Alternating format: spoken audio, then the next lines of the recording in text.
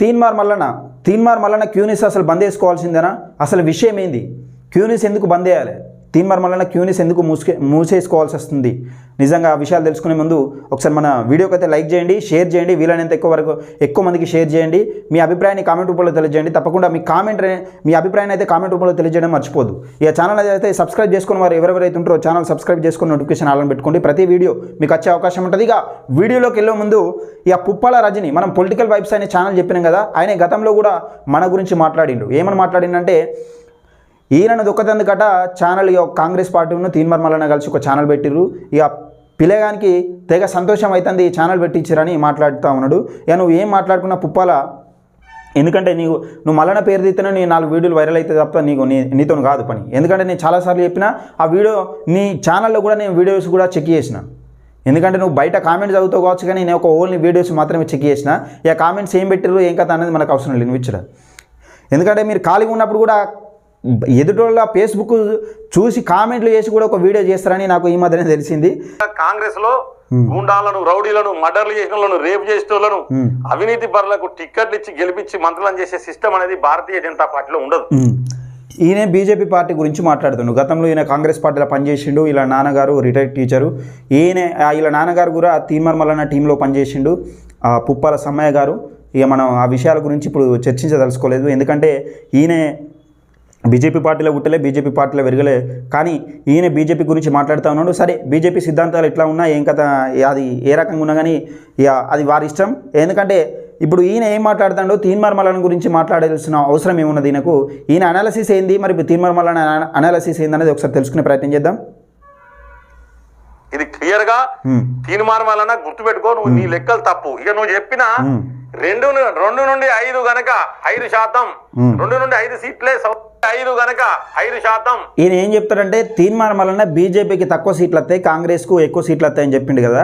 Teenmar Mallanna analysis చేసిండు. అది ఇప్పుడు ఈయన తీన్మార్ మల్లన్నను అనాలిసిస్ చేస్తాడు అన్నట్టు. ఒకసారి 2 నుండి 5 సీట్లే సౌత్ ఇండియాలో, అంటే 129 సీట్లల్లో నేను ఇచ్చిన 56, 56లో 50 అన్న వస్తాయి అంటానా. మరి 2 నుండి 5 సీట్లే అన్నావు నువ్వు, మాక్సిమం 10 అన్నావు. 10 కంటే ఒక్కడే ఎక్కువ వచ్చినా నువ్వు నీ క్యూన్యూస్ బంద్ పెట్టుకొని కూర్చుంటావా అని నేను ప్రశ్నిస్తా ఉన్నా. ఇది క్యూన్యూస్ అనేది బంద్ చేయడానికి అది ప్రజా గొంతుక. పుప్పాలను తెలుసుకోవాల్సింది ఏంటంటే, నిజంగా తీన్మార్ మల్లన్న ఏదో టెంట్ హౌస్ పంచాయతీలలో ఇరుక్కొని క్యూన్యూస్ బంద్ చేసుకోవాల్సిన అవసరం లేదు. అలాగే తీన్మార్ మల్లన్న ఏదో నిజంగా విద్యార్థుల దగ్గరికి పోయి నిజంగా ఫోటోలు తీసుకొని వాళ్ళ పేరెంట్స్ నెంబర్ తీసుకొని వాళ్ళతో మాట్లాడిన దాఖలాలు లేవు. ఎందుకంటే క్యూన్యూస్లో ఇలాంటి ఆరోపణలు లేవు. క్యూన్యూస్ బంద్ చేసుకోవాల్సిన, ఇప్పుడు బంద్ చేయాలి, క్యూన్యూస్ బంద్ చేసుకోవాలి లేకపోతే మూసేసుకోవాలి అని అనడానికి అదేం పానడబ్బ కాదు క్యూన్యూస్ అనేది. ఒకసారి నువ్వు గుర్తు తెచ్చుకోవాల్సిన విషయం ఏంటంటే, తెలుసుకోవాల్సిన విషయం ముఖ్యంగా క్యూన్యూస్ అనేది ఒక పానడబ్బ కాదు, ప్రజా గొంతుక.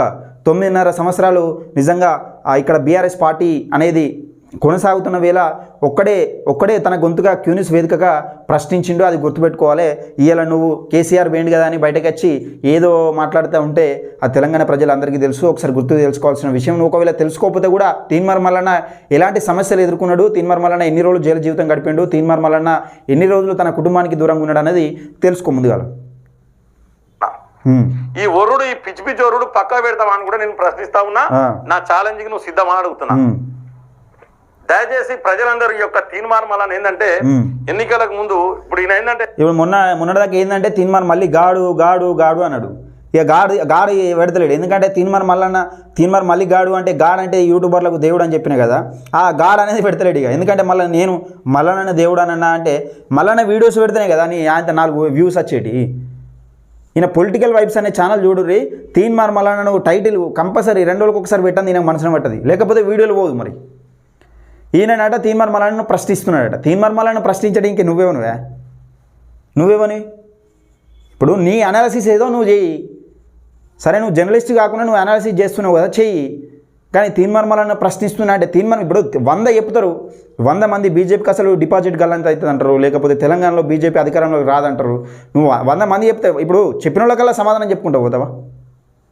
నీ అనాలిసిస్ ఏంది? నీ పార్టీ ఇప్పుడు నీ బీజేపీ పార్టీ అంటున్నావు కదా, సరే పార్టీ విషయాలు పక్కకు పెడితే, పార్టీ విషయాల సిద్ధాంతాలు పక్కకు పెడితే నీ అనాలిసిస్ ఏంది అనేది నువ్వు చెయ్యాలి. చేసి ప్రజలకు ఇవన్నీ వెళ్తుంది. ఇప్పుడు తీన్మార్ మల్లన్న అది మాట్లాడి తీన్మార్ మల్లన్న ఏది మాట్లాడితే నీకేందుకే?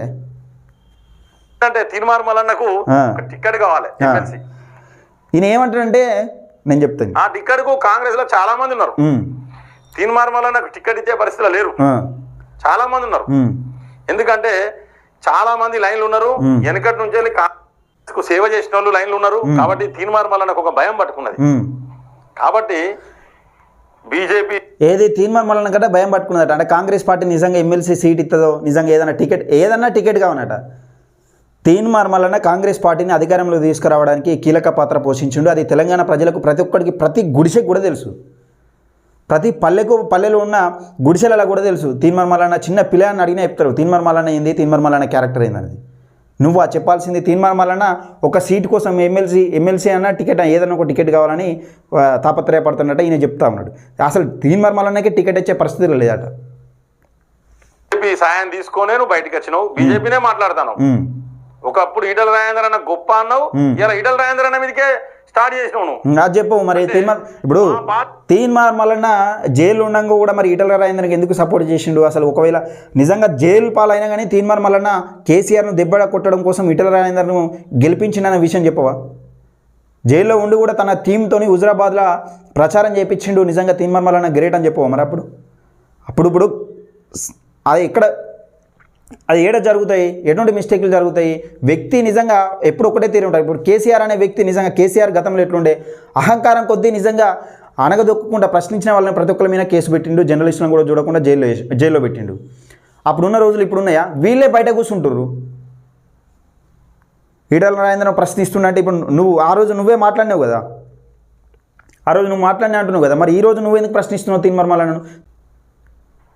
బీజేపీ సాయం తీసుకొనే నువ్వు బయటకు వచ్చినావు, బీజేపీనే మాట్లాడతాను. ఒకప్పుడు ఈటల రాజేందర్ అన్న గొప్ప అన్నావు, ఇలా ఈటల రాజేందర్ అన్న మీదకే స్టార్ట్ చేసినావు నువ్వు. అంటే మా పార్టీలో, భారతీయ జనతా పార్టీలో మాకే లొల్లులు పుట్టించే పని నువ్వు, ఇంకో కోన్కిస్కా. ఇప్పుడు చూడు, ఈయన కోన్కిస్కా గుట్ట ఇద్దరు కలిసి ముఖ్యంగా రెండు ఛానల్ చెప్పుకోవచ్చు. అంటే ఇప్పుడు వీళ్ళు ఈ తీన్మార్ మల్లన్న కాంగ్రెస్ పార్టీలో ఉన్నాడు, బీజేపీ పార్టీ గురించి మాట్లాడాల్సిన అవసరం తీన్మార్ మల్లన్నకి ఎందుకు ఉంటుంది? ఈయన ఊహలు ఏదంటే లేనిది ఉన్నట్టు, ఉన్నది లేనిదట్టు నువ్వు ఏదో తీన్మార్ మల్లన్న మీద బట్టగలిసి మీద వేయాలి, ఇది ప్రయత్నాలు మానుకోపోలా. నువ్వు అన్ని బంద్ అయ్యి నువ్వు మళ్ళీ డేటా తీస్తే నువ్వు వేరే ఉంటుంది కదా. ఈ రెండు ఛానల్ చేస్తా ఉన్నాయి. దయచేసి ప్రజలారా అప్రమత్తంగా ఉండాలి. మనకున్నది మన పొలిటికల్ వైఫ్ ఛానల్ ద్వారానే ఈసారి ఎన్నికలకు ముందు పోదాం. ఖచ్చితంగా ఈ యొక్క ఛానల్ 17 పార్లమెంట్ సెగ్మెంట్లు ఇక్కడ, అలాగే ఆంధ్రప్రదేశ్, ఇంకెక్కడ ఆంధ్రప్రదేశ్ వాళ్ళు కూడా సపోర్ట్ చేయన్నట్టు ఈయనకు. ఈయన చెప్పుడుకు ఈయన తీసిన స్కాములకు ఈయననే పెద్ద స్కాములలో ఇరుక్కుంటాడు. ఈ ఆంధ్రప్రదేశ్ వాళ్ళు కూడా ఇంకా నాకు సపోర్ట్ చేయాలి అని మాట్లాడతాడు. ఆంధ్రప్రదేశ్ లో 25 పార్లమెంట్, 25 12 17 40. ఇక చూడ ఆంధ్రప్రదేశ్లో బీజేపీ ఉన్నది ఎక్కడన్నా ఈయన మాట్లాడు. కాకపోతే ఉన్న తెలంగాణలోనే అధికారంలో బండి సంజయ్ ఉంటే పాపం బండి సంజయ్ని ఆయన తీసేసి అక్కడ ఎవరు కిషన్ రెడ్డిని పెట్టి ఉన్న బీజేపీ పార్టీని ఆగం చేసిర్రు. అది మాట్లాడాల్సింది పోయి ఆంధ్రప్రదేశ్కి పోతాను, పక్క రాష్ట్రానికి పోతాను. నువ్వు పక్క రాష్ట్రం కాదు, ఫస్ట్ ఇది చూసుకోను. బీజేపీ పార్టీని నిజంగా ఎట్లా అధికారంలో తీసుకురావాలని నువ్వు సీరియస్గా ట్రై చేయాలి. 22 పార్లమెంట్ సెగ్మెంట్ అలా మనం పనిచేద్దాం. దానికి మీరు తెలుగు రాష్ట్రాల ప్రజలందరూ కూడా నాకు సపోర్ట్ చేయాలి. అలాగే అందరు చేస్తారు. బీజేపీ మిత్రులారా, నిజంగా ఈ పుప్పాల అనే వ్యక్తి పెద్ద చోరు. ఎందుకంటే ఈయన చేసిన స్కామ్లే బాగున్నాయి. అసలు ఈయన గతంలో ఏం చేసిండు అనేది కూడా ఈయన గురించి ఎంక్వైరీ చేయరు ఒకసారి. గతంలో ఏం చేసిండు, ఎలాంటి పంచాయతీలు చేసిండు, నిజంగా గతంలో కూడా అవినీతి నిరోధక శాఖని ఒక సంస్థ ఏర్పాటు చేసి, ప్రజాసేన సంస్థను ఏర్పాటు చేసి ఏం చేసిండు, అప్పుడు వడ్డ కథలు ఏంటి అనేది ఒకసారి ఎంక్వైరీ చేయండి. నేను చెప్పినాను కాకుండా హన్మకొండ మిత్రులారా, నిజంగా ఇక్కడ టెంట్ హౌస్ ఈ మధ్యకాలంలో టెంట్ హౌస్ పంచాయతీలు అయినాయా ఈయనకు సంబంధించి? మరి ఏం జరిగింది? అసలు ఈయన వాస్తవం కాదా? ఇది నేను చెప్పింది వాస్తవం కాదా? ఒకసారి మీరు ఎంక్వైరీ చేసుకోండి, కామెంట్ చేయండి. హన్మకొండ మిత్రులు ఎవరున్నా కానీ ఈ వీడియోని ఎక్కువ మందికి లైక్ చేయండి, షేర్ చేయండి, మీ అభిప్రాయాన్ని కామెంట్ రూపంలో తెలియజేయండి. తప్పకుండా మన ఛానల్ అయితే సబ్స్క్రైబ్ చేసుకోండి. ఈ వీడియోని అయితే నిజంగా హన్మకొండ మిత్రులు ఎవరైతున్నా, నిజంగా చెప్తున్నా, హన్మకొండ మిత్రులు ఎవరున్నా కానీ ఈయన ఈ పుప్పాల చేసిన స్కాములన్నీ ఒకసారి తెలుసుకోండి. ఒకసారి మీరు పర్సనల్గా తెలుసుకోండి ఒకసారి. అసలు వాస్తవానికి ఏం జరిగింది? ఈయన భారతీయ జనతా పార్టీ కాదు. ఇప్పుడు భారతీయ జనతా పార్టీ అంటే నాకేం కోపం కాదు, కాకపోతే ఈయన చేసిన స్కాములు ఏంది? నిజంగా ఈయన స్కాములు చేసిండా, లేకపోతే భారతీయ జనతా పార్టీని ఈయన అధికారంలో తెస్తాడు? ఈయనతను అయితే అదే భారతీయ జనతా పార్టీని అధికారంలో తీసుకొచ్చుడు. ఇంకా ఈయన కాట ఆంధ్రప్రదేశ్ వాళ్ళు కూడా సపోర్ట్ చేయాలన్నట్టు ఈయన ఈ ఛానల్ అయితే సబ్స్క్రైబ్ చేసుకున్నట్ట. ఈయన ఏతులు కాకపోతే ఏంది పుప్పాలేది? మిత్రుల వీడియోకి అయితే లైక్ చేయండి, షేర్ చేయండి, మీ అభిప్రాయాన్ని కామెంట్ రూపంలో తెలియజేయండి. తప్పకుండా మన ఛానల్ అయితే సబ్స్క్రైబ్ చేసుకొని నోటిఫికేషన్ ఆన్ పెట్టుకోండి. ఇలాంటి మరిన్ని ఇంట్రెస్టింగ్ వీడియోస్ మీ ముందుకు తీసుకొస్తాం.